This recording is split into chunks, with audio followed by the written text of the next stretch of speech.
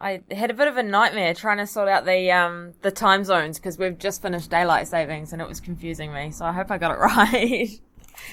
Yeah, no, yeah, I'm here. That's fine. Excellent, fantastic.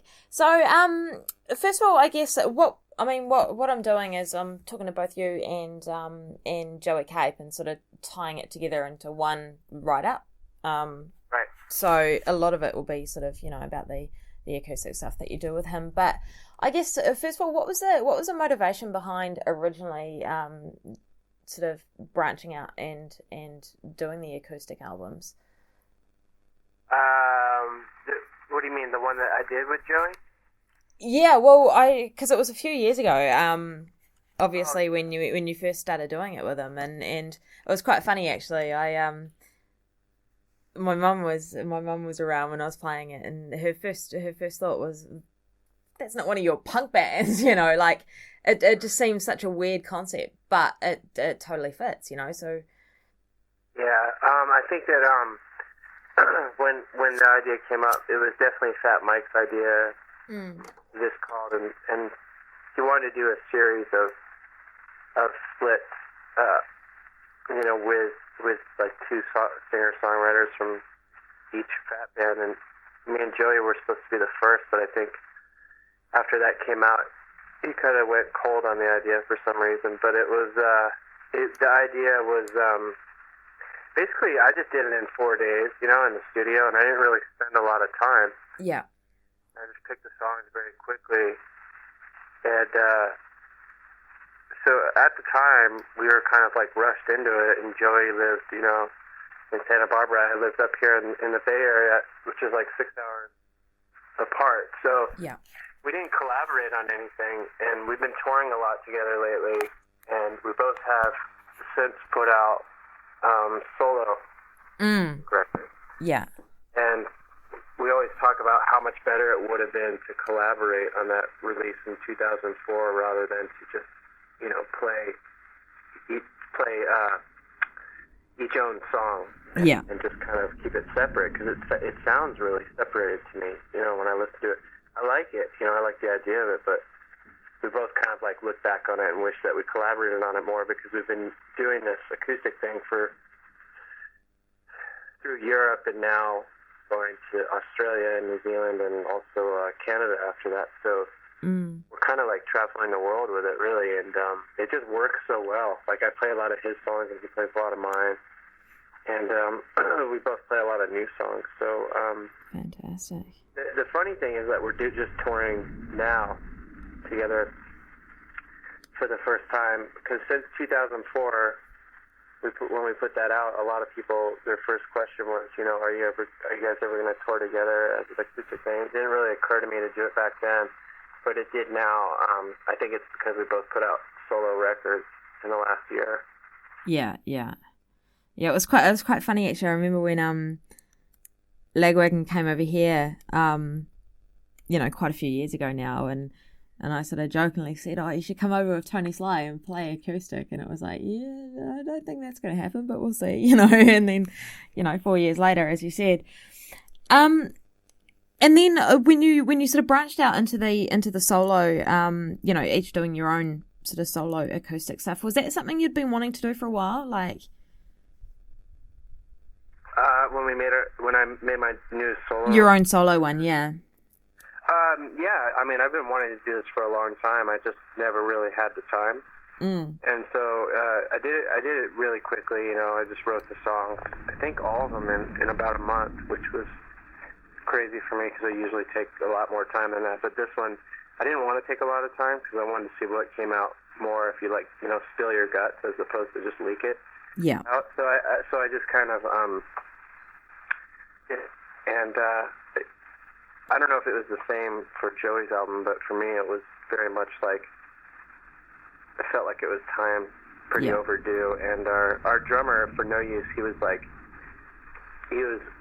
kind of like hunkering down for the winters here because he has this snow removal business that he's running out of Tahoe, and so he said, I kind of want to have winters off, and so I said, okay, well, I just started doing this, instead, and during the winter, and I started playing shows, and I started writing songs, and I said, well, I should record these and put them out, because they don't really sound like No Use stuff. Yeah, yeah. It's quite interesting, because No Use have always been, or to me anyway, you know, you guys have always been definitely on the sort of personal side of the, you know, sort of pop punk spectrum, and the leap to the acoustic, like it's very different. But do you still write about the, you know, is it still the same sort of general writing process for you, or completely different? Yeah, except that I think that in No Use I would write more. I would take other people's experiences too and write them, and that's, I don't know why. I've always done that, because you run out of lyric ideas, and you're like, okay, well, sometimes you have to take someone else's experience and pretend like it's yours, or, you know, in order to write lyrics. And on this new one, it was more personal than anything, really. You know, more songs just about my life or whatever, sort of, you know, in a way. And so I think the new album was more personal than a No Use record, because I know what you mean. It does get very intimate with lyrics on No Use records, but I think that it's a little bit more so with the solo stuff, just because, I don't know, just because the way it's written, like written alone, written, you know, by yourself, I think it kind of like draws out more, it just draws out more emotions, more like selfless emotion, you know, like you're thinking for yourself a little bit more, instead of thinking about what drum parts or what guitar parts should go where. You're thinking, all I want to do is have this song be honest, you know, to people, to people's ears, and just go, okay, well, here's a guitar and a voice. That's all I have. So you feel like you kind of have to work a little bit harder. Yeah. Was it a difficult thing to do when you first started doing it? Like, I guess with No Use, it's almost, you know, you've got these really sort of emotive songs, but you're almost hiding behind the noise, you know, when you strip it down. Was it hard to kind of put that raw emotion out there? And not really. I mean, recording the record, maybe, yeah. Being in the studio by myself was weird. It was weird doing it all by yourself. That was kind of the hard part, but it wasn't tough, like, emotionally or anything like that, to do it, because I don't know, I have a lot of experience, but I think that doing a solo record, you're more vulnerable, but at the same time, you don't care as much. Because you're like, because my attitude was just like, I'm going to put these songs on a record. If people like it, they like it. If they don't, they don't. You know what I mean? Like I thought, I think that these are good songs. You know what I mean? And that's why I want to put them out. Yeah. And it was just kind of like a basic thought process the whole way through. You know, I never really like thought too much. But then when I look back at the lyrics, I was like, oh God, that sounds really personal. But that's okay. You know, I mean, I guess it is. I guess I just wasn't thinking about what everybody else thought. Like for once, I was just like going, I don't care what people think. You know what I mean? Which is kind of nice. Yeah. Which is kind of what a solo record should be, you know, because when you do it with a band, you have, you know, 3 other guys, and everybody's putting their opinion in and twisting this and turning that, and there was no opportunity for that to happen, so it was very easily done. And yeah. Fantastic. And just before, Tony, you were saying, you know, with No Use, that you would quite often bring other people's experience into your songwriting, and I just want to jump to No Use quickly if I can, because I really want to. I've sort of heard a little bit about the story behind the song Ontario, and it just sounded like an insanely just crazy sort of a story to come from a song. Can you tell me a bit about that? Is it from the Feel Good record? Actually, somebody, I don't know if it's the same story, but this is the real story. Somebody gave me, some people still write letters, you know, like on paper and send them in envelopes. Yeah. And so we got one, and it was this really long letter. So I looked at it, and I'm all, this letter's really long. I mean, sometimes you wouldn't think that you would read the really long ones, but you look at the long ones and you go, well, there must be something in here that, you know what I mean? Because it's so long that you have to read it. And because you're like, this must be something serious. And so I started reading it, and it was this guy who, his wife and him having a baby, and I guess she was like 9 months pregnant, and they went in for labor, and I guess they lost the baby. And so he wrote me this really long letter about it, because I have 2 kids, you know? Yeah. And he just wanted to ask, at the time I had 1 kid, but I had another one on the way, and he just wanted to see, he was asking me, like, you know, what to do, because it was his only kid, and he knew it was having a boy, and, you know, they sort of, like, decorated the room and all that, and got all ready for the baby, and the baby had died at stillbirth, you know, at 9 months. But so I don't know if that's what you heard the song was about, but that's what it's about. Wow. Is it? Nope. That's not it? No, that was, yeah. Oh, okay. So it was a stillborn baby, and it was like, the weird part is, this guy had written me back. We wrote each other back and forth for about 3 times, 4 times. And I've been to the area where he lived near Toronto like 2 times since then. Yeah. But since the record came out, I haven't got a letter back from him, and I haven't heard from him or seen him. Is it? I don't know. Yeah, I don't know what that means, but you know, I thought that was just there was no, because I said in interviews, I'm just like kind of like, okay, well, I don't really know how to. I wrote him a bunch of letters back, but I was kind of like, this is like my way of returning. Yeah. A letter, you know, in a song. But wow. I don't know if he didn't like the lyrics or something, or I don't know. Yeah. Damn. Is it hard being? I mean, you know, obviously you started out. God, it was a good 20-something years ago now, wasn't it? With No Use, and you know, in a punk band. Is it hard when you find yourself in that kind of position where your fans sort of look at you as, you know, like the old saying, you know, music can save you or break you or whatever? Is it? If you're willing to go, you know, if you're willing to do something like that or write people back, because I'm sure there's a lot of bands out there that just throw letters in the garbage or whatever. Yeah. And you know, and just kind of like ignore their fans and whatever. But you know, I know that we don't have anything without fans, and so I mean, I know people say that it's a very cliche thing to hear in interviews, actually. But you know, I don't know if people mean it or not, but you know, I really do. You know, I really do mean it, because it's true. It's like, I mean, you really don't have anything without your fans, so you can't really just all of a sudden turn your back on them. You have to answer those things, and when people come to you, I find that it's better to answer them than to not. I mean, if you don't answer, or if you don't say, if someone comes to you and says, I want advice on this, it's, no matter what, even if you don't think that you can, their words sometimes mean more from you than it does from somebody else. So you just gotta do the best you can at answering it, you know? Yeah. Mad. I have to say, actually, many years ago, Justified Black Eye kept me incredibly sane. So that's good. It's amazing that, and it's quite funny you say that, actually, because in the middle of sort of writing a big opinion piece for the magazine at the moment. We've had, I think, 5 musicians come over and requested interviews, and every single one of them has come back with, I'm sorry, they're not doing any press.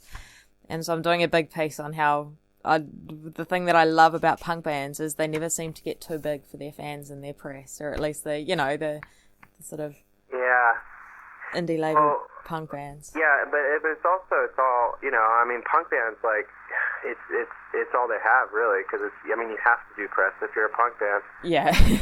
Well, I'm not saying that you're forced to, but you should, because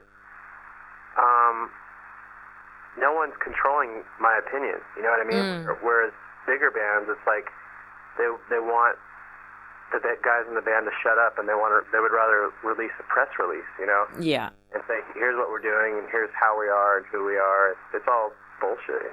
Yeah, yeah. But for bands like us, I mean, our distribution's okay, but it's not like Sony, you know what I mean? Or yeah. So doing interviews to me has always been something that's very important for the band, for the longevity of the band. Yeah. And at the end of the day, that's the whole ethos behind the music, really, isn't it? As it all sort of was born and bred from the small little fan bases and the, you know, I don't know. Yeah. you find more punkers, too, that are in press rather than, you never see anybody from, like, a major record label that's, like, really into punk or, yeah.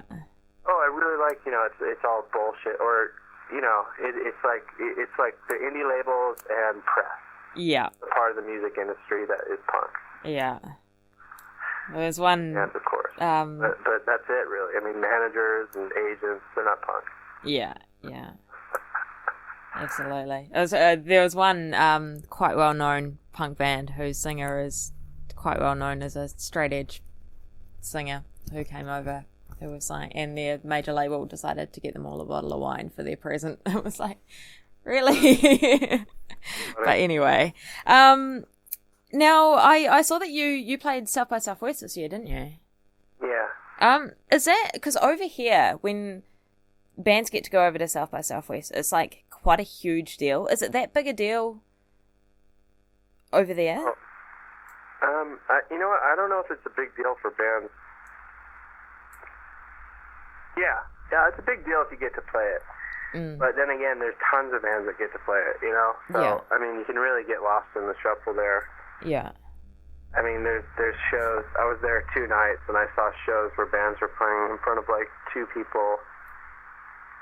Wow. Because everybody was across the street watching some other band or something. Like, I mean, you have, like, literally, like, 10 shows on each street going on all on at once. So it's kind of...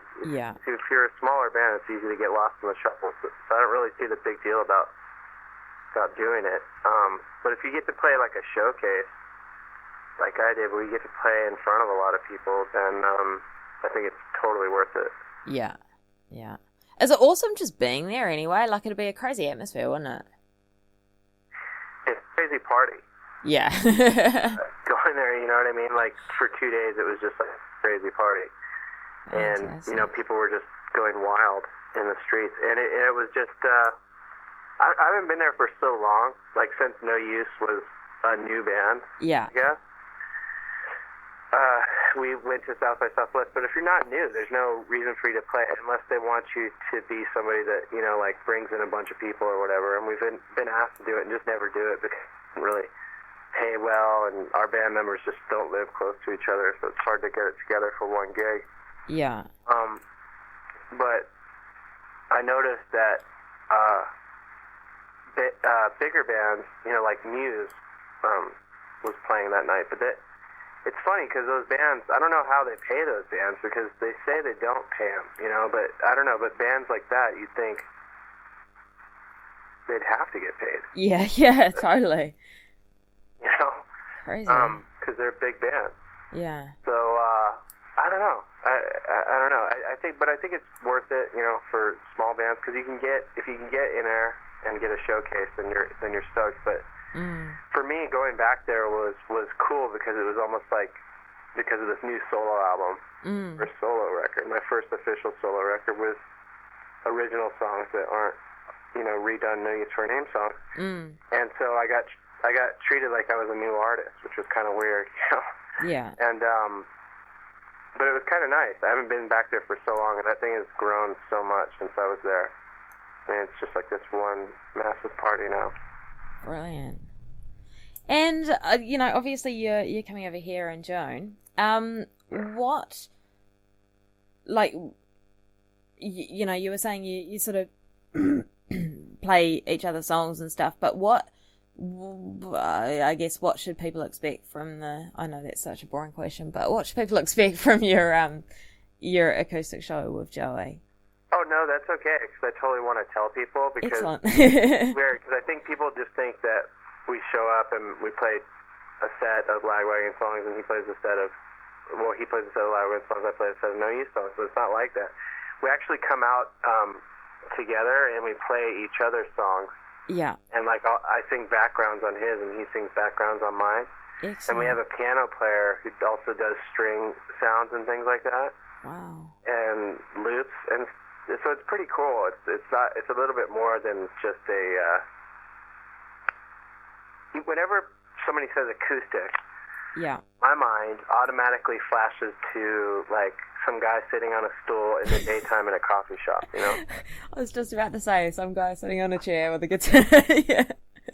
But we stand up, and it's like a 2.5-hour show, and it's really like, yeah, and it's like, we drink, like in the process of the 2.5 hours, we get drunk with the crowd, and it's just a lot of fun. It's just, I mean, me and Joey were talking about it. We're like, right now we're having more fun than we do when we go and sponsor our band. Yeah.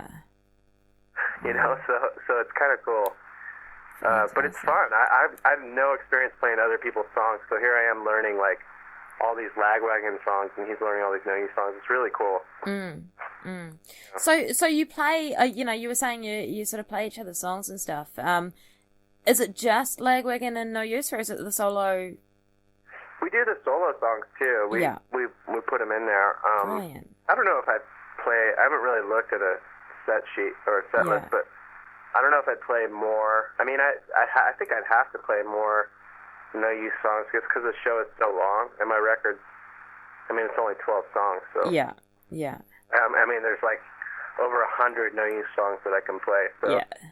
And the same with Joey with Lagwagon. He's got like 2 solo records and over 100 Lagwagon. Yeah. You can just play, and people. It's funny because people call out a song some night. Yeah.